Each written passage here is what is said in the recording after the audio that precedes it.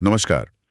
आज हमारे पास ज्योतिष के दुनिया से एस.एन. पांडे के कुछ बहुत ही दिलचस्प नोट्स हैं जी। और ये जेमिनी ज्योतिष की एक बहुत ही खास प्रणाली चर दशा पर फोकस करते हैं।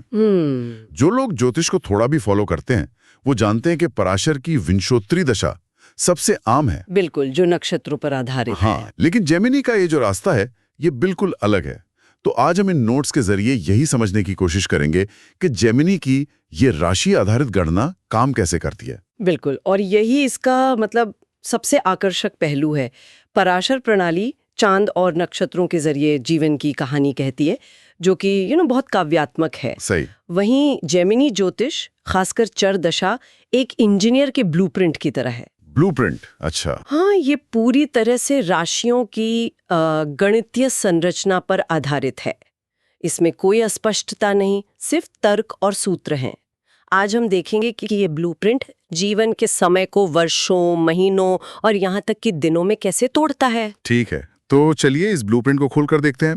नोट्स के अनुसार किसी भी दशा की गणना के लिए हमें दो चीजें चाहिए। जी। एक, दशा का क्रम क्या होगा, यानी राशियों का सीक्वेंस सीधा चलेगा या उल्टा। और दो, हर दशा की अवधि क्या होगी, मतलब कौन सी राशि कितने साल तक चलेगी। चलिए क्रम से शुरू करते हैं। ये सीधा या उल्टा कैसे तय होता है? इसका एक बहुत ही व्यवस्थित नियम है। जेमिनी ने 12 राशियों को 2 समूहों में बांट दिया है। अच्छा। पहला समूह है सव्य, जिसका मतलब है सीधा या क्लॉकवाइज क्रम। इसमें मेष, वृषभ, मिथुन। और फिर तुला, वृश्चिक, धनु। मतलब ये राशि चक्र का पहला आधा और दूसरा आधा नहीं है? नहीं, बिल्कुल नहीं। ये एक अलग ग्रुपिंग है। अगर लगन इन राशियों में से किसी एक में है तो दशाओं का क्रम सीधा चलेगा। मेष के बाद वृषभ, वृषभ के बाद मिथुन और इसी तरह। दिलचस्प। तो फिर अपसव्य या उल्टे क्रम में कौन सी राशियां हैं? अपसव्य यानी एंटी क्लॉकवाइज क्रम में बाकी की 6 राशियां आती हैं: कर्क, सिंह, कन्या और फिर मकर, कुंभ, मीन। तो अगर दशा इन राशियों से शुरू होती है तो क्रम उल्टा चलेगा। एग्जैक्टली।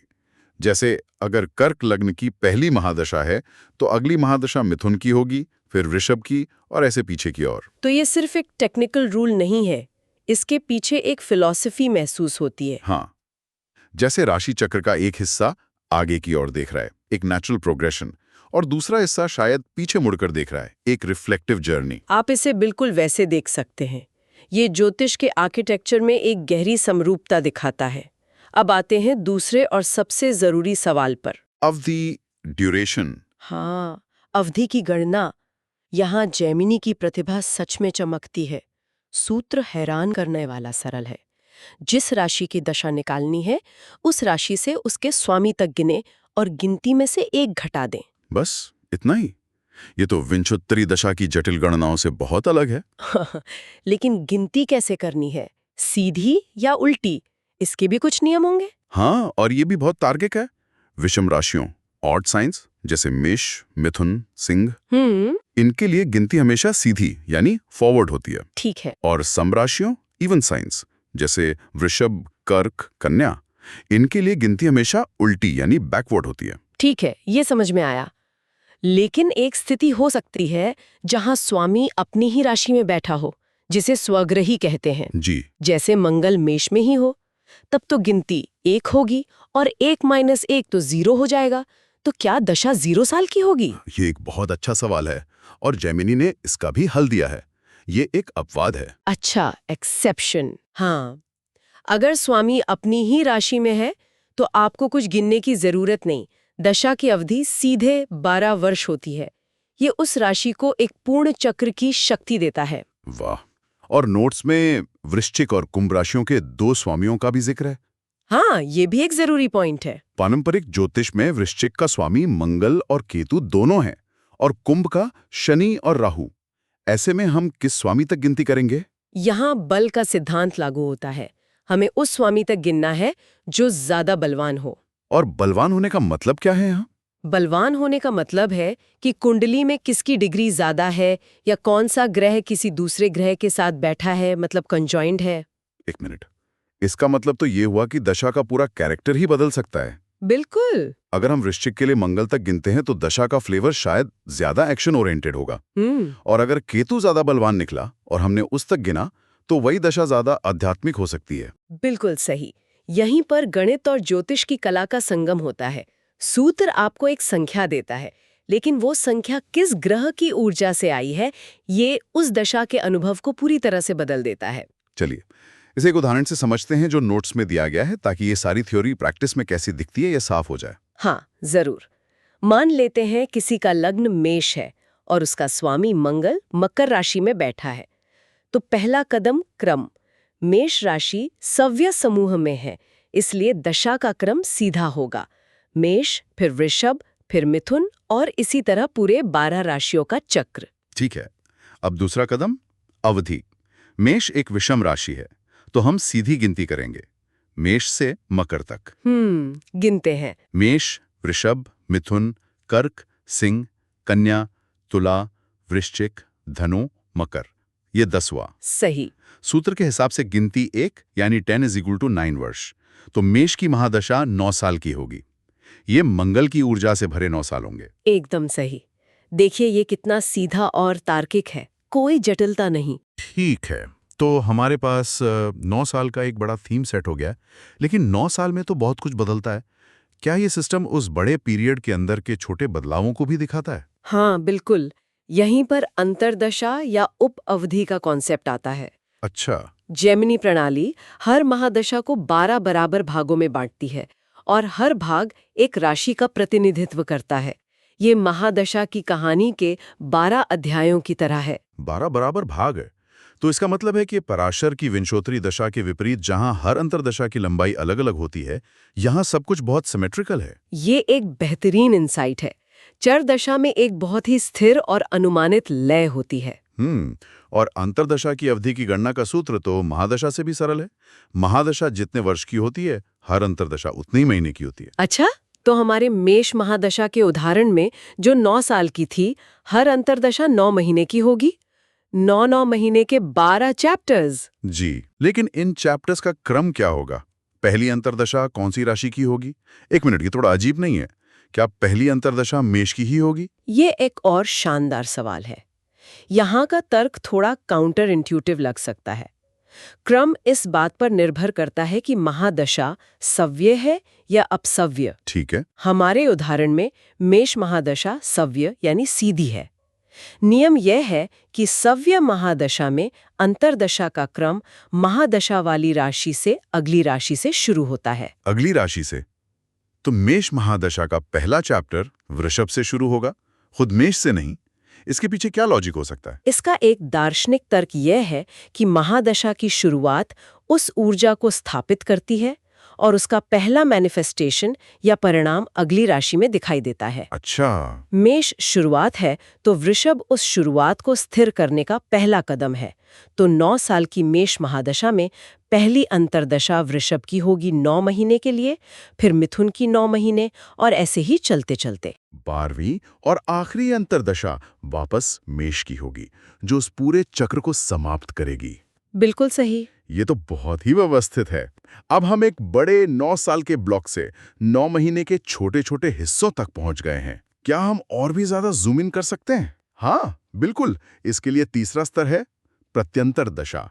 इसका उद्देश्य ही घटनाओं के समय को बिल्कुल पिन पॉइंट करना है। पिन पॉइंट करना। जी।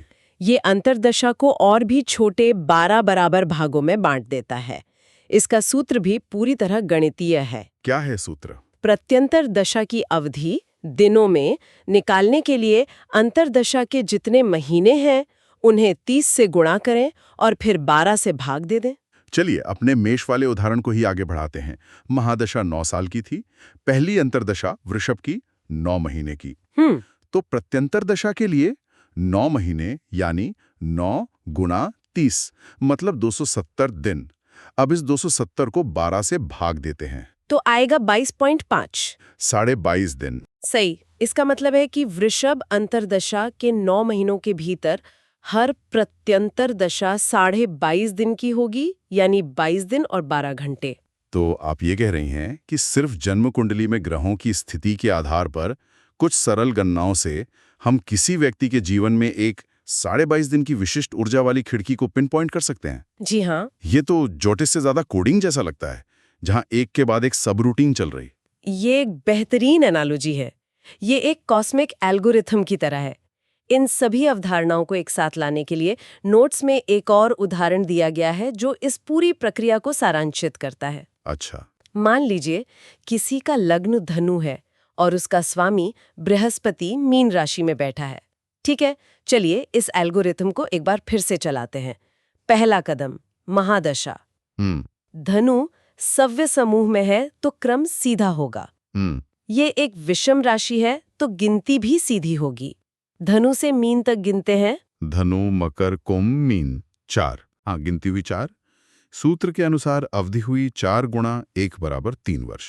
तो धनु लग्न की पहली महादशा 3 साल की होगी। बिल्कुल सही।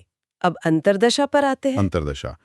महादशा 3 साल की है तो नियम के अनुसार हर अंतर्दशा 3 महीने की होगी। जी। और चूंकि धनु सव्य राशि है तो अंतर्दशा का क्रम अगली राशि यानी मकर से शुरू होगा। बिल्कुल, मकर से। पहली अंतर्दशा मकर की, फिर कुंभ, फिर मीन।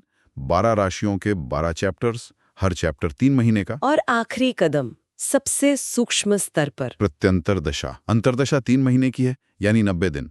अब 90 को 12 से विभाजित करने पर 7.5 दिन आता है। 7.5 दिन। इसका मतलब है कि हर प्रत्यंतर दशा 7.5 दिन की होगी। 7 दिन और 12 घंटे। इस एक उदाहरण से पूरी प्रणाली शीशे की तरह साफ हो जाती है। हाँ, इस एक उदाहरण से पूरी गणना प्रणाली स्पष्ट हो जाती है। कैसे महादशा से अंतर्दशा और फिर प्रत्यंतर दशा तक की यात्रा की जाती है। सब कुछ राशियों और उनके स्वामियों की स्थिति पर आधारित है। तो इन सब का मतलब क्या है? एस.एन. पांडे के नोट्स से गुजरने के बाद ये साफ है कि जेमिनी की चर दशा प्रणाली सिर्फ भविष्यवाणियों का एक और तरीका नहीं है। नहीं, बिल्कुल नहीं। ये समय को देखने का एक रेडिकली अलग लेंस है। ये घटनाओं के समय निर्धारण के लिए एक बहुत ही व्यवस्थित, पारदर्शी और गणितीय ढांचा प्रदान करता है। ये वास्तव में सोचने पर मजबूर करता है। एक तरफ ज्योतिष का आध्यात्मिक और व्याख्यात्मक पक्ष है और दूसरी तरफ ये है एक एल्गोरिदम की तरह शुद्ध और सटीक। सही कहा। ऐसा लगता है जैसे ज्योतिष के 2 अलग-अलग चेहरे हैं, एक कवि का और दूसरा एक गणितज्ञ का। चर दशा निश्चित रूप से गणितज्ञ का दृष्टिकोण है। और ये पूरी प्रणाली इतनी सटीक और गणितीय हमें एक बहुत बड़े सवाल पर लाके खड़ा करती है। यहाँ एक विचार है जिसके बारे में आगे सोचा जा सकता है। अगर जीवन की घटनाओं के समय को इस तरह गणितीय सटीकता से दिनों और घंटों तक निर्धारित किया जा सकता है तो ये स्वतंत्र इच्छा और भाग्य की सदियों पुरानी बहस को कैसे प्रभावित करता है? ये सबसे बड़ा सवाल है। क्या ये प्रणाली भविष्य का एक निश्चित नक्शा है जिसे हम बदल नहीं सकते, या ये केवल उन ऊर्जाओं और संभावनाओं का एक कैलेंडर है जिनके भीतर हम अपनी स्वतंत्र इच्छा का प्रयोग करते हैं? शायद जवाब इन दोनों के बीच में कहीं है। हाँ, शायद। ये प्रणाली हमें खेल का मैदान और खेल के नियम बताती है, लेकिन उस मैदान पर खेलना कैसे है ये शायद अब भी हम पर ही निर्भर करता है।